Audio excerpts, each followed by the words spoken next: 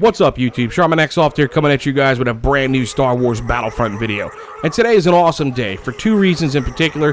One, Battlefront just released some big information regarding the brand new Bespin DLC that'll be launching this summer, along with some big information, including things like the brand new free stuff that'll be coming all the way up until the release of the Bespin DLC, including things like some brand new star cards. And I actually have some really big information on some good details about what all these star cards really truly do. Now, the big other second reason here why it's an awesome day is the fact that my internet is working well enough for me to upload a video for you guys. I want to take a second to apologize to you all. I know I haven't made a video in about 2 weeks, but if you guys had followed me on Twitter, you would have seen that I've been having some serious issues with my internet. I live out in the middle of nowhere in the country, and sometimes I have some serious issues with my internet, so I can't upload all the time. But I am back, and I will always be back to make sure that I bring you guys some good content videos, because I know you guys truly enjoy them. So without further ado, let's go ahead and get into that. Now, today, a big article actually dropped on the Star Wars Battlefront forums, and it basically said in a nutshell that they are listening to the community and they appreciate everybody's feedback, and they're taking all of these things into consideration, and they are going to be bringing us more free content. Now, some of the stuff that they were talking about there is some new in-game events. They're talking about more double score weekends, community missions, special login events are coming to players to earn more experience, and credits and items. So that's one of the things that they were talking about. The next thing they were saying is that they're going to have some new hut contracts where you can unlock powerful star cards like the Berserker trade card, the Back-to-Bomb, and the Ion Neutralizer. So we're going to pause right here with that information because this is some information that I've actually done some research on and found some big stuff regarding what the cards do. You guys may have heard about these cards, but I know what they do right here.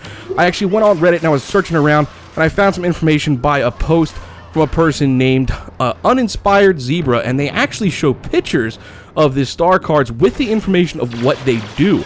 Now, the Back-to-Bomb, if you guys are Star Wars fans, you probably already know that Bacta is the replacement for Kolto, so it should be some sort of healing device. And what it actually says on the card, it says the Back-to-Bomb contains a synthetic healing fluid which upon impact vaporizes into a healing mist. It says soldiers who come in contact with it are granted a health boost.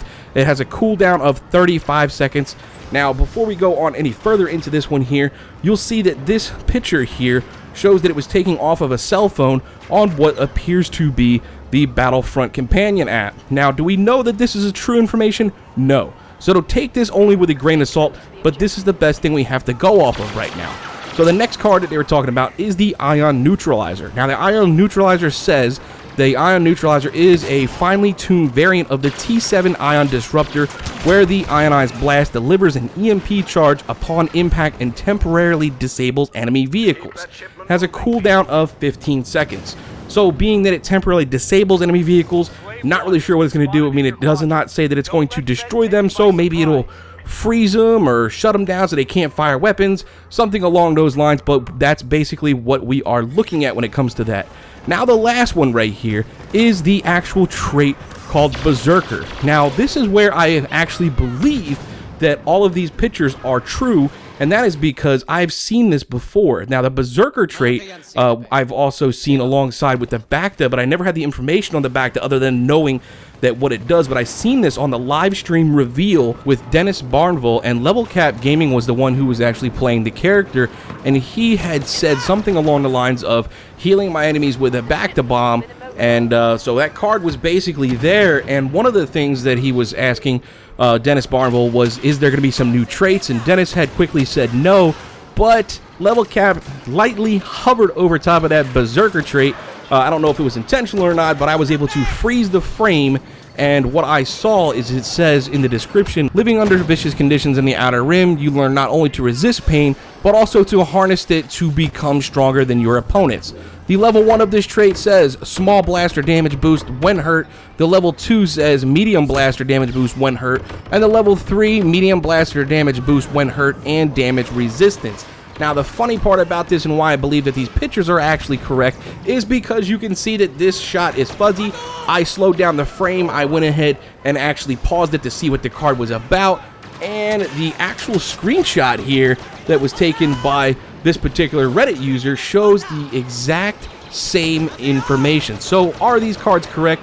Maybe. I'm still not confirming that these are correct because we do not know and things can always change. There is a reason why in that Outer Rim DLC like reveal that they did on the live stream on Twitch, they did not show us this, and maybe it's because these cards are not like set, locked, and key and actually completed and finished yet, so they're not fine-tuned.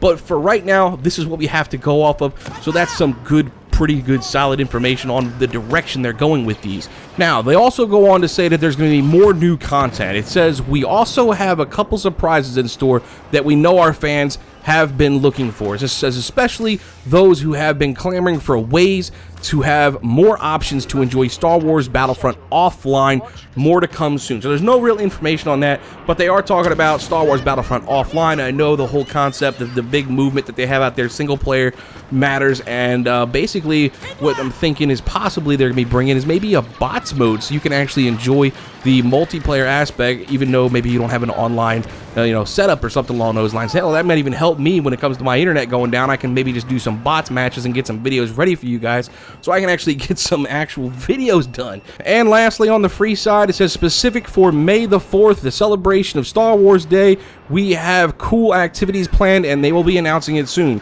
For you all who are just Battlefront fans and not Star Wars fans, if you did not know, May the 4th is the actual official Star Wars Day. All you basically have to say is May the 4th be with you and you will understand where the concept came from. But as you can see, just like Dennis Barnville said during the Outer Rim live stream, they're still going to be supporting a lot of new free content coming our way, and that just shows right there that they do have plans for this. Now, the new season pass information, they actually dropped a lot of big information on that. Officially, they have said that the brand new Bespin DLC is going to be releasing this June for season pass holders.